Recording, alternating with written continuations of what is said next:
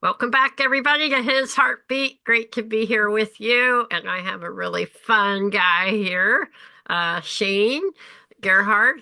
I did say that Yeah, right, right? you did. Yeah, so glad to be Okay, here. yes, I have a Gerhard friend, but they have a T on the end of it, which is, Oh, I don't know, very maybe, common, very maybe common. you used to, and they said, forget this and dropped it, right? We did actually. I traced it back. I traced my family back all the way from the 1500s, and they did have a T at the end when they came to the Mm-hmm. US, and then they shifted it like Interesting. in the 1700s. Wow. Where's that? Germany? I'm guessing, but I don't know. Yeah, I had family that came from Germany in 1730, and then I had my mom's side came in 1660. Wow, you are hardcore German there. Yeah. That's awesome. Yeah, the ancestry things are really fun.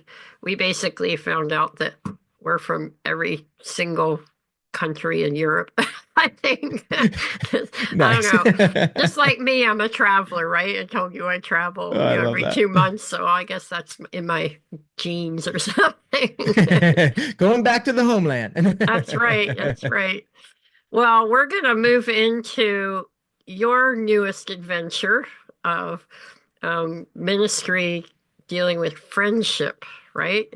That's right. So, why don't you tell us a little bit first about yourself, family, all that, and then we'll dive into your topic. Yeah, absolutely. Well, I'm originally from California. I was born and raised in the Bay Area, spent about a little over 20 plus years in the Bay Area. But I always had this deep desire for meaningful friendships. Like I always wanted to be accepted. I mean, even from like a really young age in middle school into high school, like I would actually change who I was and pretend Mm, to be someone else just so I could be accepted. And I wanted to quote unquote just be popular and be accepted by so many friends, which I had that interesting story where I succeeded. But I at the cost of who I was. So uh-huh. when I was around, I actually it's so sad, but I ended up a major regret in my life is I turned back on friends that knew me for who I was and loved me for who I was just to be accepted by people that were quote unquote like popular. And Uh-huh. I ended up doing it. And then all of a sudden, I'm in this place where I'm surrounded by so many friends and surrounded by so many people. And yet I felt so alone. Mm, I felt invisible, like no one knew me. When you're in that state, it's so hard to feel like you even belong in places. And so I just kept running from place to place to place. I started moving all the time. I for about uh, 4 years, I only lived in a place for 6 months mm. because every time I went to a certain place, I still didn't feel like I belonged because I still had this identity of or this belief system that I need to change myself. I need to hide who I really am so I'm accepted, so I can just be like the group that I'm around. But it just led to feeling more invisible, which has Yeah, been a that real. really can Mhm. make you feel empty, huh? Because Yeah. even if you have the friends, but you're not being you, Hmm. then you're like, but if they only knew me, if I was me, it's not me that they're loving. Yeah. Shane, this is so interesting because literally, as I interview people, I just put them down in my episode log and pretty much keep the order of in which I received it, unless it's, you know, um, there's a specific topic I want to jump up and put Yeah. in the middle. But you're now the third person in a row to talk about this idea of wearing a mask. Yeah. And so now I have a theme for the month. I just need to find a fourth person. But no, I think it's really interesting. I feel like as you all are listening, this has to be for you because how weird is that? I have topics that are all over the place, and suddenly where the God is choosing to narrow in. And I was looking up, I Googled, y'all could Google this, but I Googled what are the deepest longings in Gen Z? What are the deepest longings in millennials? Yeah, Yeah. I think I stopped there, but because that's really what I care. My kids are in the my daughter's right on the who knows, right in the middle, right? Yeah. Yeah. Today I feel like a Gen Zer. Today I feel like a millennial. Today I feel like none of the above, but anyway, and it was a need to belong was the number Yeah. one. So Mhm. you feel like that I'm just curious, like, where do you think, if you have you ever researched in your heart with God, like, ask him, Lord, where did this longing to belong, to feel accepted, because I can feel Hmm. invisible, Yeah. naming a bunch of lies and longings here, and I don't belong, which can make you feel like there's something wrong with me, I'm not good Hmm. enough. These are all lies of the enemy. Do you feel Yeah. like that could have gone back even like very young? Was that a school experience or a family experience? Well, I think a big part of it is in our DNA. It's in the original mandate of Okay. mankind. It's in the precepts of God, because He in Himself is community, and so that is Mm, one of the main commandments that Jesus gave us as well, was to love God and love our neighbors and to have community with ourselves. And so it's part of his mandate to have a place where you belong. I mean, we've been adopted into his family, into a place where we belong. But what does the enemy want you to do? Is he wants you to believe that you don't belong in these areas. Like if he could destroy family and if he could destroy community, he disrupts the entire mandate that God put forth within us to be fruitful and to multiply and to grow within community. So I think it's ingrained in all of us, even from like the fact that we have the nature of God in our whole design. yeah, no, I totally agree. I remember hearing this message. Dr. Ekman, he's an amazing guy, and he would come out to where I lived in Asia and do like counseling training, that kind of thing. And he talked to us about the Trinity, this perfect relationship, right, within the Trinity, Yeah. Father, Son, Holy Spirit. And that when we come to Christ, he's adopting us into that Trinitarian relationship, which is amazing because we tend to think of it like there's God and then I'm one, I'm out there, he loves me, but it like Dr. Agabe helped us to see that no, you're now brought into that incredible Hmm. Trinitarian relationship. And if we don't understand that, the incredible belonging, it literally uses those words, I believe in Ephesians 1, where it's talking about our identity, and then Yeah. in First Peter 2, and it's literally saying, no, this is where your safe place is. This is where you feel valued. Is that what you've Yeah. discovered? Hmm. Yeah. And it's one of the greatest attacks of the enemy to make you feel like God is distant from you. Yes, But yes. he's not. Like he literally dwells within us. We are one with him. But if the enemy can get you to believe that you're distant from him, he can just as easily get you to feel like you're distant from the people around you. Yeah. Now, what's really interesting, I mean, you're probably an extrovert, is that right? Uh, I have a social skill, but I recharge quietly. I need to Okay, be by okay. myself for a bit. All right, kind of in the middle, yeah.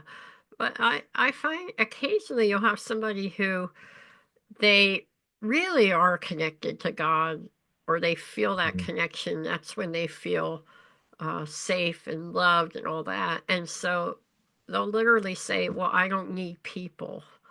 Now, that Mhm. would probably be somebody's pretty introverted, right? Because if you're not, then you won't feel that. It, But yeah, yeah, what's going on with it's an that? interesting skill, right? Because what will happen is and it goes back to the mandate that Jesus gave us, that he's going to send us out like sheep amongst wolves. Like we are meant to go out into the world and we're supposed to be desirable. Like that's the whole point. If a wolf sees a sheep, he's like, "Ah, this is going to be some good lunch. Like this is great."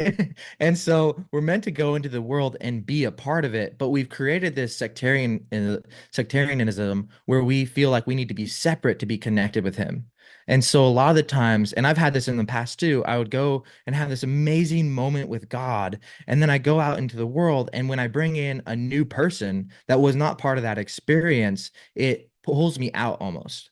And Mhm. so a lot of us create this mindset where, okay, if I go out and I do the work, if I go out and I conversate with people, then it's going to pull me out of that feeling with God when it's just a different, unique relationship. I mean, we can have that all the time. I have it with my wife. We have an amazing moment and encounter, and then we go hang out with friends. The whole dynamic changes. But and especially one of the things that we teach in the friendship blueprint that I created, it's we have these forms of friendship circles, and one of the outer circles is the environmental one. It's having friends that are you only see when you're at a certain place, at a grocery store, and when you're at church, when you're at the Mm, gym, when you go to mhm, a coffee shop. And a lot of us, we compare them with our inner circle friends, the people who know us the best. And it's like we tend to judge them like, do you have the ability to be an inner circle friend or not? And we tend to devalue the relationships outside of us, the relationship in the environmental circle, when in truth, every single one of those is so critical to our mental well-being. Like there's so many studies going on right now that say if you don't have relationships with the you quote unquote the environmental circle, the people you only see outwardly when you go to certain places, then it actually hurts you in the long mm, run. And mm, so we created this mentality that if I pursue God and I have this encounter and I bring someone else into it, it's actually going to hinder, when in truth, that's where we're actually called to be. And I think, what is it, Colossians? He talks about why God comforts us. Why does God comfort us? Well, it's so we can comfort other people.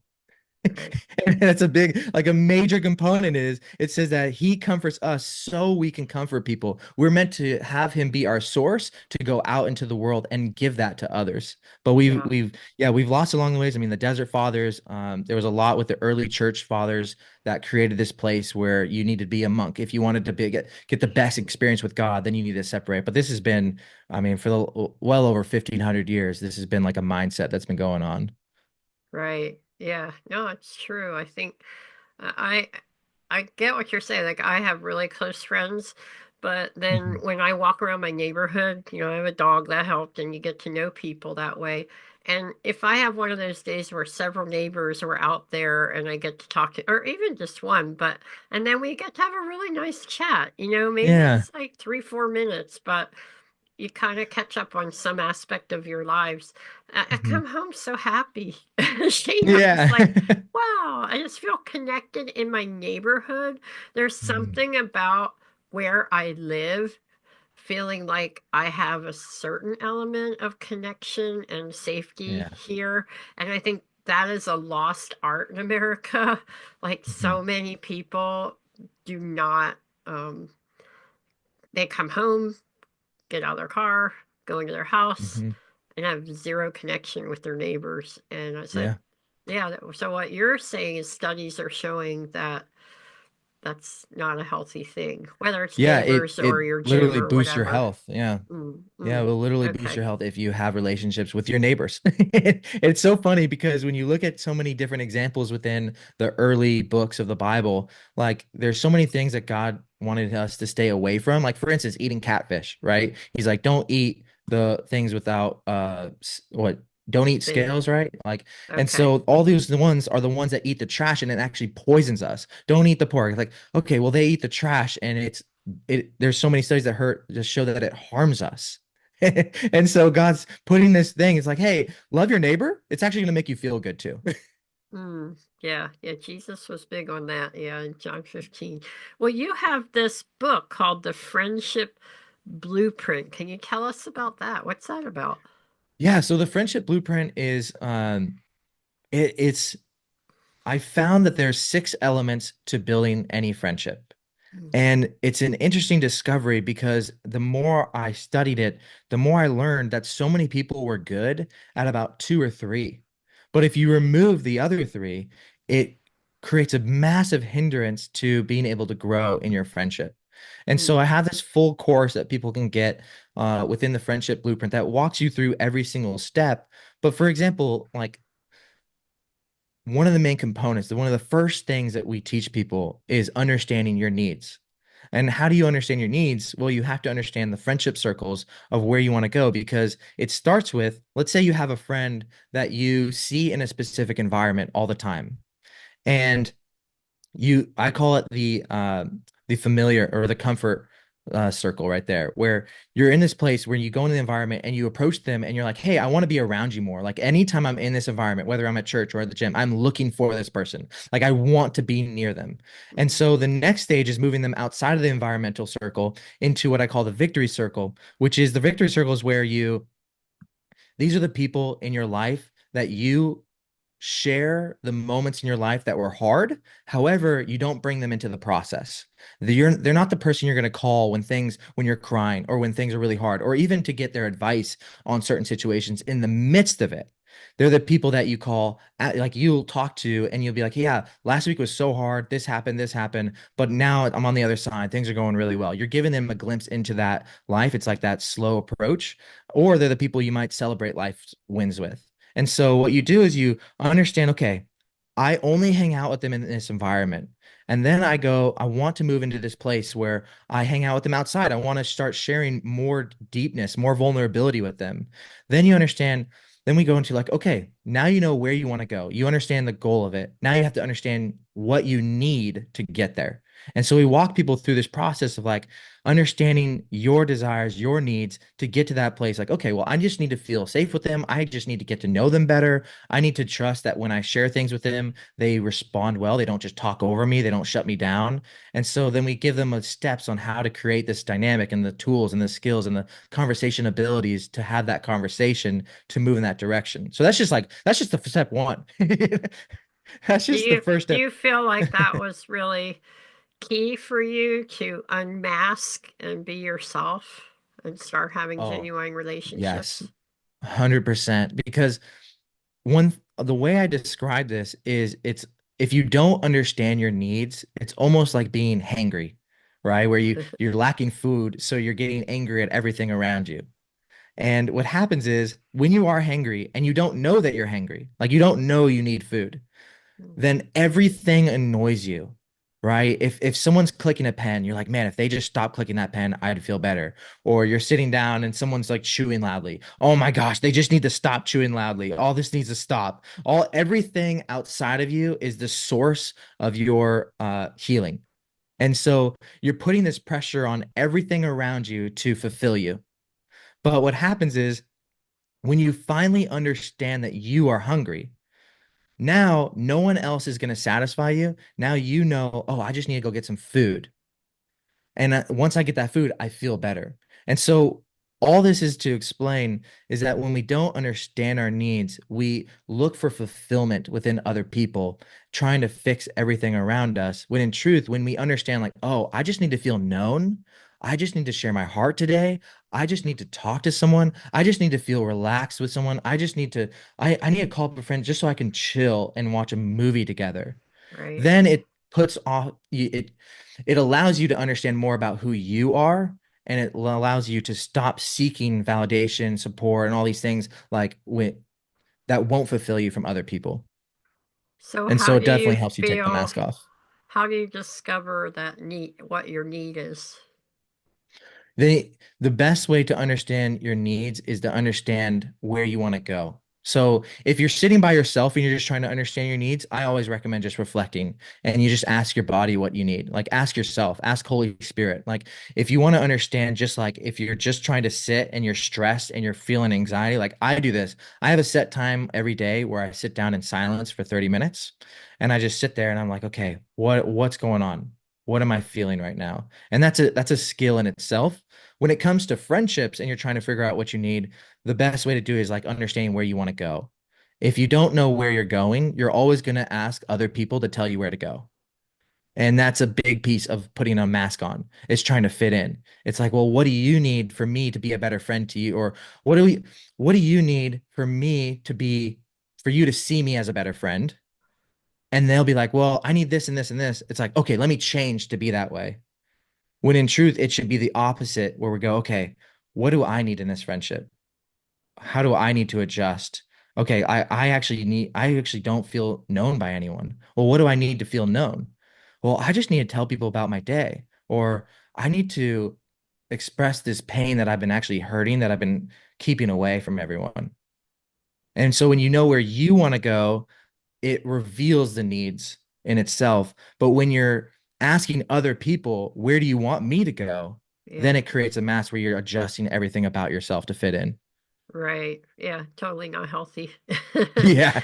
Yeah. And which I did all the time. I've done this. It was so crazy. I did this with a friend where I was sitting with them and I wanted to go deeper, but I didn't really have words for that. Like I wanted to build our friendship more. I wanted to feel more safe with them, but I didn't know this at the time. And so I kept asking them like, well, what do you want out of this friendship? What do you want to do? How do you want to go it? And I kept asking them to be in the driver's seat to hopefully tell me like where to go. And it created harm in our friendship. It actually hurt the Mm, conversation. It hurt our connection. But when I finally took some time and I sat down, I was like, okay, you know what I actually really want? I really want to feel safe with them. I really want to connect more on a frequent basis with them. And then I took that and I presented it back. It created this massive connection and now they saw me and knew me. But so many of us are so passive in this, and we ask other people mm, to tell us what we need. yeah, yeah, not good because, yeah, I would, yeah, I'd add, I'm sure that, this is a part of your process too, that we pray, we really Yeah. pray and we ask God, Lord, who is that person? After I Yeah. discover what that need is in my life, then Hmm. Lord, who? Yeah. And that can really help avoid the, you sit down with this person that you think is um someone you really want to be close to, maybe Yeah. they're just so friendly and so, you see all this good stuff about them and you share that like, oh, I'd love to just get more time with you and really Hmm. get to know you and hang out, and they're like, oh well, yeah, that would be really nice, but I'm just really busy, I'm so sorry, but I Hmm. just don't think I can put that into my life right now. And then you're just kind of devastated, feeling rejected. Yeah. I think one, asking God, will you just draw that person to me? Show me who that is. That when, Hmm. either he'll just speak into your heart a name, or when Yeah. you're with that person, you're going to hear that one. Yeah. Or he's the I one, love she's what the Mark one. Verkler says. He says, God's voice is like spontaneous thoughts that light up across your mind. Yeah. And it might not even be a person that you thought of. It was really interesting you're talking about this because the best friend I've ever had in my life, it began with her crying out to God. She's the kind of person where everybody liked her and they all were friends with her, but she felt what you're saying, just kind Yeah. of empty um and and she had moved from her country, from England to Asia, and the friendships are different, in the expat community versus Sure. if you're in your small town where you're raising kids together. And so she just prayed, Lord, please, please give me a friend. Well, I was in her aerobic class. She's a aerobic instructor. And she when we just have what you were talking about, I forget what you call it, but that casual thing, Yeah. like environmental, is that we call it, environmental friend, like Hmm. that friend that Yeah. you just run into.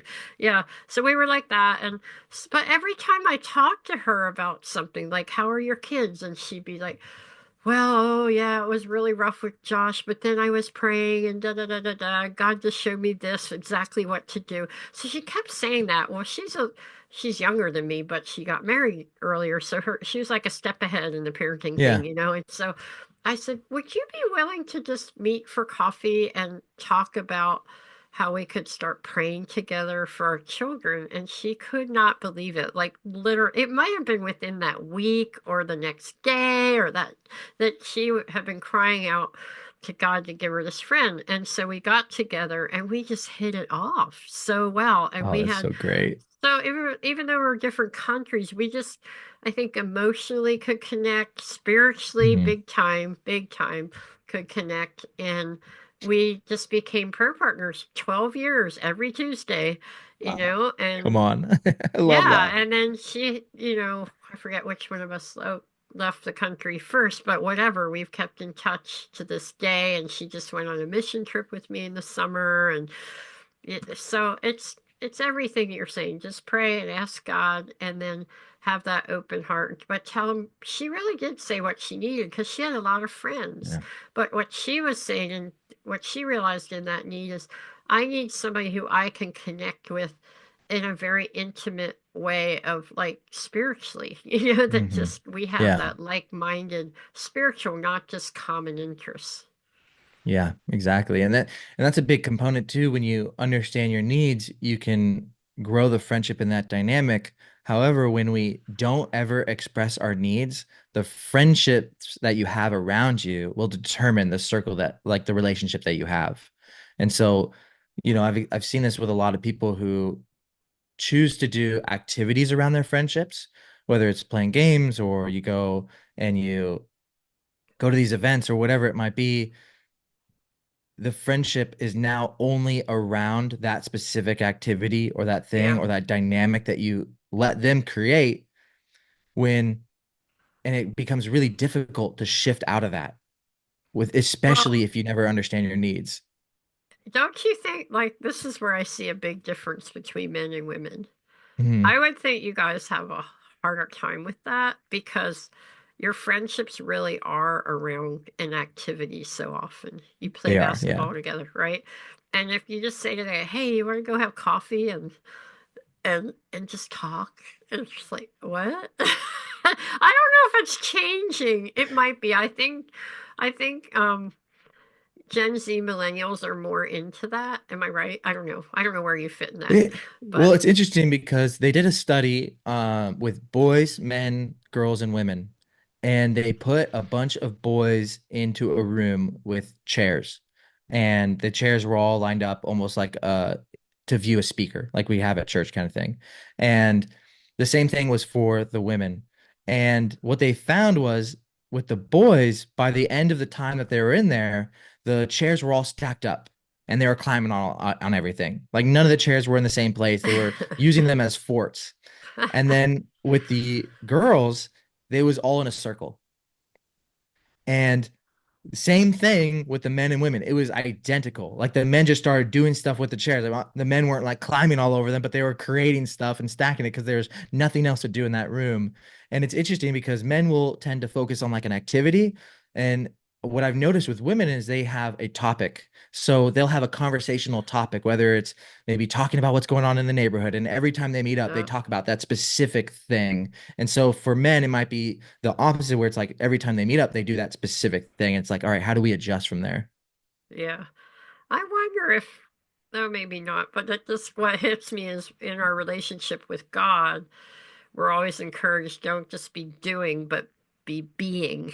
Yeah. So I wonder if, often women will, it seems like they're more seeking intimacy with God and desiring to be with God, and we're fighting that do, whereas men are often about doing, Yeah. for God, which I Hmm. don't think either are wrong. I just think part of it we're just made differently in a good way and Yeah, complement absolutely. each other, which is beautiful.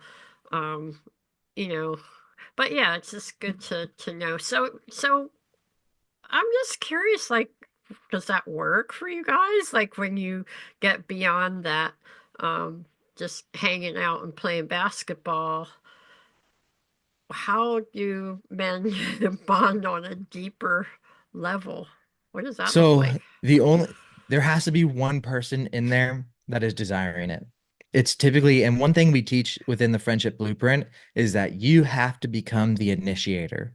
So many of us are waiting for other people's to drive the ship, but in truth, we have to become the one who is driving in the driver's seat in an essence. And so one person has to be the one that start the conversation of saying, I want to go deeper than this. And so it's a very similar dynamic of moving anyone from the environmental to the chosen circle, where you're moving outside of that environment into the place where it's like, okay, we go to the gym. Well, now we're going to meet at the coffee shop, or we're going to get some food afterwards on a regular basis, or however it might look. And so it is just a conversation. What I've experienced with men, you just have to be that intentional and be like, hey, what I'd like to do is this. And what I've seen succeed with men a lot of the times is let's go do something and go deeper. So it's like, Yeah, hey, let's go on a hike, but I want to hear more about what's going on in your life. And you have to express that intentionality of like what is the expectation of why we're hanging out. And that's a major component. I think there's three different times we teach people to share the expectations of what you're hoping for on the hangout, and these change every time you hang out. And so like why are you there? Like what's the point? Is it to just hang out? That's totally cool. Is it to play a game? That's totally fine. But is it to like I need to share more about my life and I want to hear more about yours? It's expressing that, and you have to be intentional. You have to be the one who initiates it. Yeah, and you guys might just have a smaller circle in that realm, you think, than a lot of women. Although I have plenty of women friends, they've got their one friend, that they Yeah, really open up to. you have to But be really intentional. And I've noticed this with men too. And the more intentional a man is, the wider the circle is. It is 100% possible to have those relationships, yeah, but so many of us have become so passive in it. Like we expect, and we teach that there's this lie of friendships are organic, which I don't necessarily believe. What happens mm, is organic relationships happen when you're consistently showing up to a place. So when you're mm, consistently showing up to church, when you're consistently showing up to school, when you're consistently showing up to an environment, you organically build a relationship. But when you understand, like, I have to take initiative and grow this, like for me, I found that for myself, I was like, man, I don't have any men in my inner circle that I can call when I'm in pain. And I had to sit down and look like, well, what do I need to make this happen and grow this? And when I understood my needs and I started being more intentional, I was the one initiating and building this. Now I have a large group of men that I call on a consistent basis and connected with, and I it's any man can do it. It's possible yeah. for us all. We just have to be very intentional. Yeah, it makes me think about how a lot of churches are stressing, or mine too, but community groups, Yeah. and there's some Yeah. community groups that are just men or just women or, you know, mixed. But even Hmm. when it's mixed, you'll see on the social time before or after where all the guys are talking together and all the women are talking together. You just do, because you have different, like you said, different kinds of things that you talk about. But Yeah. even in that, I think you probably have to push yourself more too for you guys to not just when you get into that social time, just catch up on the football scores, Hmm. you know, but to, how's it going with your boys? How's it going with, Hmm. that kind of thing? Yeah. Yeah, and one thing is like it's a sad reality, but there will be people, for both men and women that don't want to go deeper with you. They don't Yeah, want to have like, and we honestly, that's okay. Like it that should is. be okay. It should be okay. They're like, okay, this is a friend. When I meet them, like we're gonna have this type of conversation. We're gonna meet once a month or twice a month, whatever it is. Like that should be okay. But a Yeah. lot of times we look at friends that are in that space as like, well, I need an inner circle friend. And if you can't be that, then we can't be friends. But in Mm, truth, like your inner circle, which I believe is like I call the trenches friend and your core friend. And so the trenches are the people that you can call. Use your ride and die. You can call them at 2 a.m. because you have a flat tire. You can call them when you're on your bathroom floor crying and desperate and like, I yeah. need help right now. And you have your Yeah. core, which is I usually recommend for your spouse, or it could be a really, really close friend. But it's our trenches friend, there's only like three or four. Like Yeah. that's the normal like amount. It's really Right. learning how to appreciate the friends in every circle that you have. Yeah, I agree. Do you have like, you have that chart of concentric circles that Yeah. start, right? So that idea of people are in different places. And I, you know, I know that not everybody wants to be my best friend, and I don't want them to be my best friend, Yeah. because it almost is like in marriage. I always say when people are saying, "Oh, should I marry this person or not?" And I say, well, of course, there's the spiritual aspect. Like, are you, um, do they have a walk with God and they're growing in that? It's Hmm. important. But the next important, I would think, I feel, is similar values. And so Hmm. I'd say the same thing with friendships is if somebody has really different values than you, Yeah. you're probably not going to be in your most inner circle because you're going to clash in that and your Yeah. conversations are going to be difficult. And that, so it's okay. It's like, no, I mean, hey, I have a certain value about this, and that just is not important to you. So, Hmm. especially if it's really important to me, then we can casually be friends, but it's not gonna Yeah. be the closest of friends. So finding that Yeah. person where you can really connect deeply on that level, either spiritually or in your values. Maybe like the values, how you raise your kids. If Hmm. their values in parenting are really different than yours, then you can still be friends and you can learn from each other that way. Yeah. But yeah, Absolutely. And it's interesting because I didn't make the friendship blueprint for everyone. It's not for everyone. It's right. for those who are seeking meaningful friendships. It's for those who like, they've probably listened to Brene Brown or all these like thought leaders in vulnerability and intentionality, but they lack the practicality. Like, how do I do this? And that's the interesting view that I wanted to bring is how, like the step-by-step method of what it looks like, the strategies behind it. And it really is for the people who I really want to have meaningful conversations. I want to go deeper, and then finding those people that also want it. It's like a discovery. You got to put your discovery hat to find these people and kind of learn through it. But it takes a while to bring people into your inner circle. I mean, there's studies that show that it takes 200 hours to make a best friend. And what we teach in our friendship blueprint, because there's 6 elements and you have to do them all over and over and over again. Like the sixth step is repeat and how to adjust and re-go through the whole process again and again. So we say it takes 200 cycles of the friendship blueprint to create a best friend. And we're such a mobile world now. I won't even say community that you have your best friend and they move. You know what I'm Yeah. saying? And that's Yeah. just a That's hard. constant reality. And then you're rebuilding again. We Yeah. massively felt that when we were living overseas. It's so funny because the most beautiful time of the year in Pennsylvania is the fall. And it's stunning. And well, not so true. The spring and all the flowers. And then the fall with all the color changes Hmm. of leaves. But for us, when I'm living in Asia, my um, almost least favorite time, even though we had some beautiful flowers, was in May because that's when your friends were telling you we're moving away. As soon Um, as school's out, we're moving back to our home country. oh, yeah. And if it wasn't you, it's one of your kids, and they're just gutted because they're about to lose their Yeah. best friend. So Yeah. it's really interesting, Shane, in expat communities, this is true of the military too, is Hmm. that you make friends so much faster and you just dive into the deep end in vulnerability compared to when you come back to your home country. People move at a very slow pace comparably Hmm. I in love that. relationships. And so what happens is when I first came back, okay, I'm living overseas for 25 years, right? And even Yeah. before that, I was 10 years in Hawaii, which is like one big happy family. So basically 35 years. So I come back here. I go to purposefully to an evening Bible study. It's a pretty big group at our church. And I go up to this woman, hi, I'm Sue. Nice to meet you. What's your name? And she tells me, oh, do you have kids? Da, da, da, da. And then I just go for the jugular. I'm just like, as we did, Yes. I am just diving in deep. And well, how's your relationship with her? Well, it's okay. Yeah, well, sometimes it gets challenging, right? Because you're empty nesting. Oh, yeah, it's been so hard. They open up, they're sharing their heart out like I think they've never done or rarely done or only done with somebody they're really close to.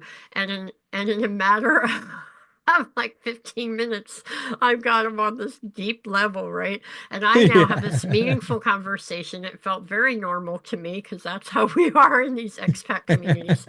So the next week I come back and I see her and I go walk up and I go, hey, how you doing? She's like, oh, fine. And she turns around and starts talking to somebody else.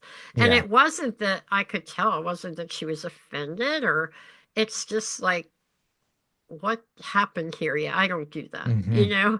Yeah. And so even culturally now for those of you listening from outside the country, I apologize, but to keep referring back to America, but it might be true in your culture as well, that we all are becoming such diverse cultures culturally in our Hmm. countries, right, with all the mobilization and immigration and all that, that you have to realize like you might be talking to somebody from a completely different culture than you, Yeah.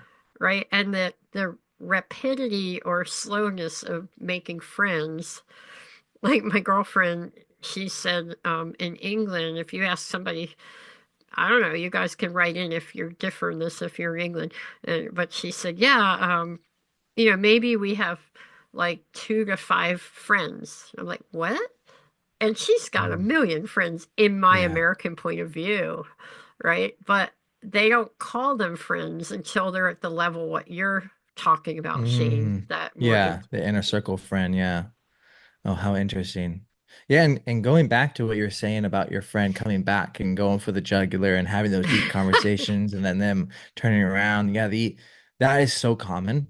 I mean, Hmm. especially it sounds like you and I are the same feather, and we loved having those meaningful conversations and going deep and being real, right? Yeah, Dropping off the mask and being very honest with what's going on in our life. And it's so amazing, but it is so common yeah, to share things and it ends up pushing people away.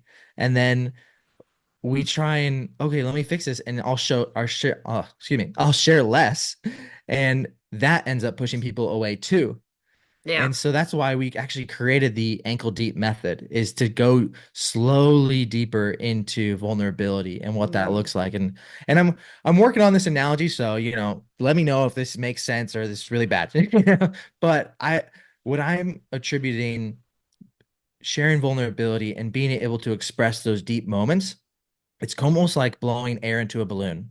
And so it's like a brand new, fresh balloon, brand new friendship, new thing. You're Hmm. meeting someone, right? Well, if you put a ton of air pressure in there by sharing a really deep moment, the balloon doesn't have the capacity to hold that and it ends up popping the balloon so quickly. Hmm.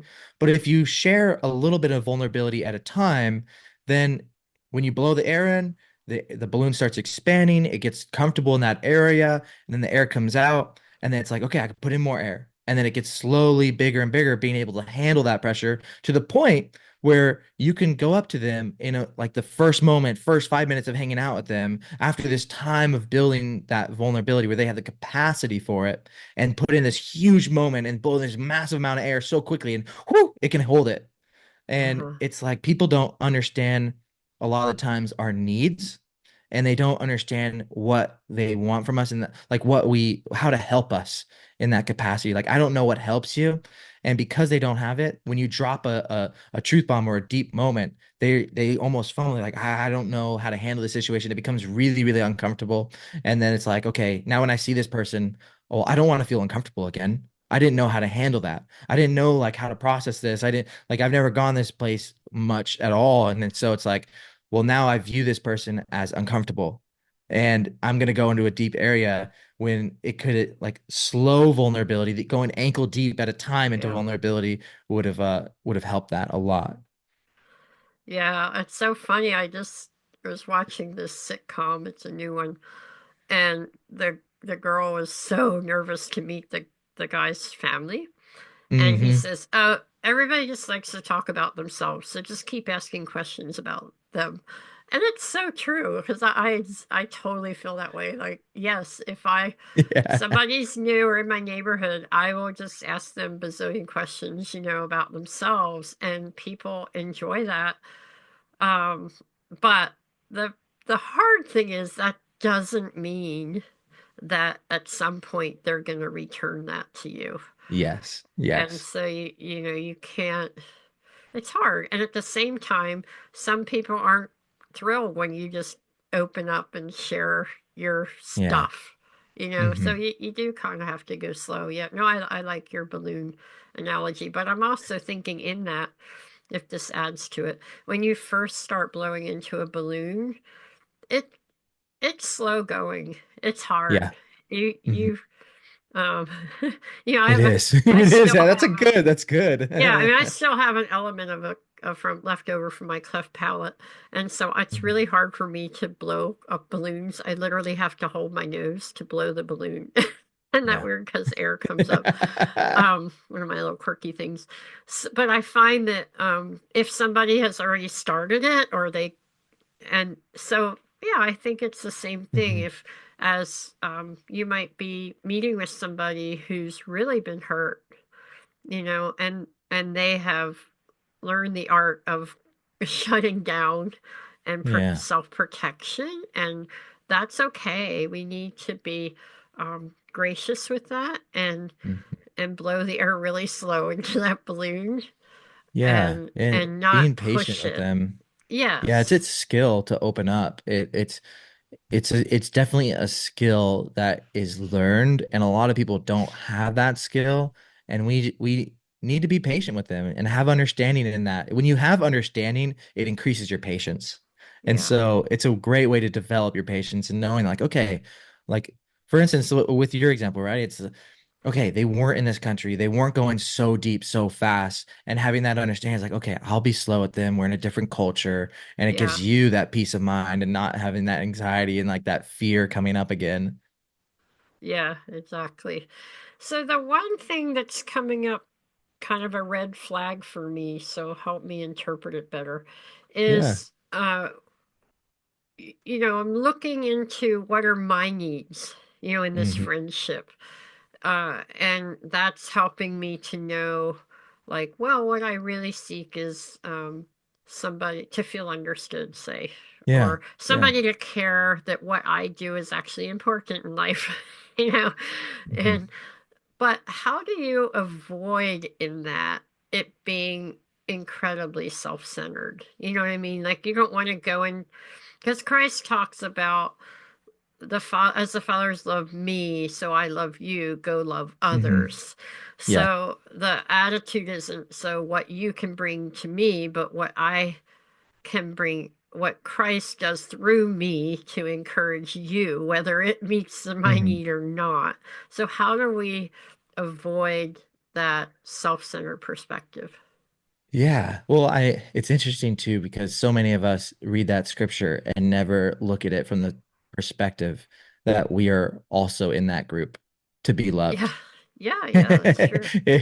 We aren't excluded, right? Otherwise, that verse, if the whole world was obedient to Christ and like, all right, I'm going to go love my neighbor, that verse would be impossible to fulfill if we weren't on the other side receiving. Receiving it. Yeah. And so there, and so that's just like an interesting perspective to bring along. But it's I give this analogy of the differences between needs and expectations. Okay. Now, needs for a flower to grow, like when you have a plant to grow, it needs water, it needs soil, it needs sunlight.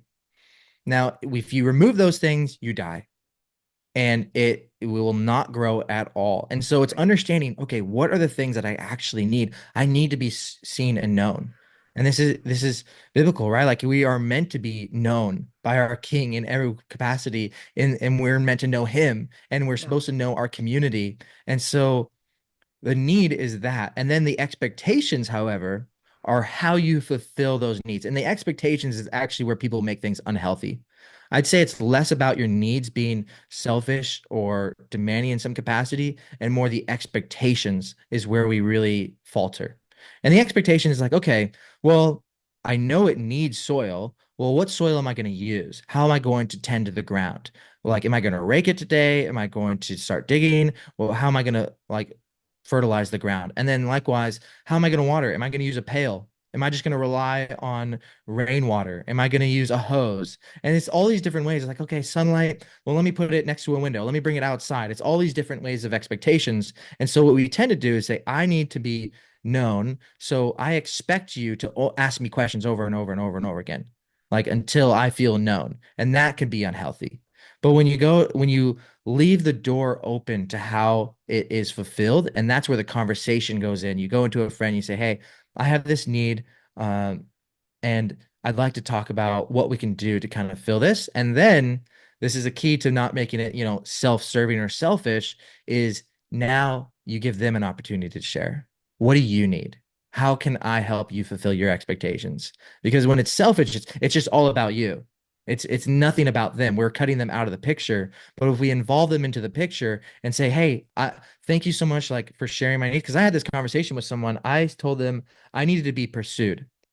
So I sat down with my friend and I let him know, like, hey, for me to feel pursued is I really need you to reach out to me once every like 2 weeks, just checking in. And then I need you to plan something for like my need is for to be pursued. So I'd like you to plan a hangout once a month, once every other month. And then what I'm going to do, if you'd like me to, is I can reach out to you every couple weeks. And then I'm going to plan a hangout as well. And then we had this conversation of what do you need to feel pursued? And this is what I need to feel pursued. This is how I need it to look. And then we had this conversation and now we have this amazing connection. And it's interesting because once you set the expectations, it gives you the confidence and the ability and the permission to go to them later. And like, let's say 3 months have passed and they haven't reached out to you, or 3 months have passed and they haven't planned anything. Now you can have that conversation and be like, hey, we had this talk earlier where I felt like I needed to be pursued, and you agreed that you were gonna start planning to hang out, but you're not. Like, can we talk about that and have that conversation? It's way easier to have those conversations when you've already had the setup conversation in a way. So this is probably somebody you're quite close to. This is someone that I was in the victory circle. So we taken it out of the environment and I wanted to go deeper. I actually wanted to go into the processing circle, which these are the people that you have a conversation with where you bring them into the moments of pain. Yeah. They have a voice in your life. And he wasn't there for me yet, but I wanted to get there. And so we weren't super close, but it was like a moment of like, I told him where I wanted to go. I wanted to have a deeper connection with him. And we had that first. And then he agreed to that. And then we talked about what that would look like. Okay. Interesting. And you give the freedom to that person feels a freedom to say, I don't think that's me, Yes. right? Yeah. Without you becoming hurt, rejected, or bitter. Yes, and that is that is a reality. Like if you don't have an opportunity for them to say no, then there's truly no vulnerability and there's no love in that. Because Yeah. even God's love for us gives us the opportunity to say no. And Mhm. so that is what builds the deep connection with our creator, and that connection with people is not controlling them. A lot of Yeah. us will change the conversation in a way or design it in a way that gets them to say yes at any cost. But when you lay out your heart fully and they have the opportunity to reject you, that Yeah. is where true connection comes. That's where love comes. And that's what we're all desiring. But we're so scared of being Yeah. rejected that we hide Right. ourselves. So it's counterintuitive. Yeah. I mean, there's ways to kind of protect your heart a bit in a good way. Like, hey, I don't know if you're this person, but this is a need in my life right now. And I think you're amazing. And I feel like I could learn a lot from you. I feel like I could have such great times with you.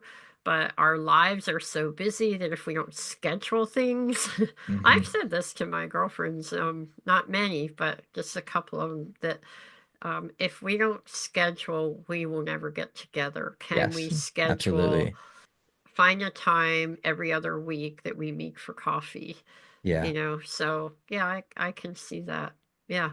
Well, it's so interesting as I hear all this. I'm like, this would be a great marriage book Oh because yeah. we Yeah. we really need to build friendship with our spouse and Hmm. a long-term relationship. Like I know that best friend I told you about, whenever I felt like I wasn't doing well with my husband, it just felt cold or distant, she'd be like, well, have you had a date with him lately? I'm like, Hmm. well, no, we just been really busy. She goes, you need to go have a fun time with him. And so I go Yeah. back and we set it up, and sure enough, instantly we're great again. So I think a lot of the principles that you're sharing, like pursuing that other person, not just waiting for them to come to you, being vulnerable with them, telling them your Yeah. needs, asking, but return that. What's your need? I think you said that at Hmm. some point. What's your Yeah. need? My need, what's your need? How can we work that out? That's a fabulous principle. All those, everything you said today to build into your relationship, because if you aren't building a friendship with your spouse, it's Hmm. gonna get rougher and rougher, especially Yeah. once the kids are gone and it's not just all centered around what you're doing for the kids, but Hmm. building your friendship along the way. Yeah, yeah, absolutely. That's a major issue that happens with an empty nest. I mean, I don't know if you ever read Timothy Keller, but his book, The Meaning of Yeah, I like Marriage, it. is so good. And he Hmm. even talks about how the reason you love your kids so much is actually because you have unconditional service to them. You serve them expecting nothing in return, but then we stop serving our spouse and Hmm. serving them unconditionally, just as Jesus served us and called us to do it, actually creates a connection and wondering, like, okay, how can I love them? And I'm going to do it without expecting anything in return. And then we end up focusing. I mean, at least what Timothy Keller says is that so many parents will start serving the children so much, stop serving their spouse. And now there's Yes. this disconnection when there's an empty nest because that's how they bonded. They both Yes, bonded by serving exactly. them. Hmm. Yeah, we all go through it because even if you don't mean to do that, that's just the nature of what happens Yeah. because the kids take so much energy. So it's always good when you hear that little tip come, what are you doing to build into your marriage? Yeah. Yeah, that's great. Well, sadly, we're out of time. I just really enjoyed this, and it's always fun to have brothers on the show.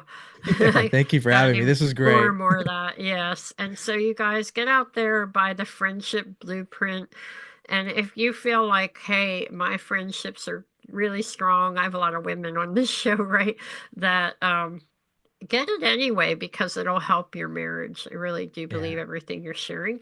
And and for you guys listening, get other guys on the show here. I'm getting more and more men on.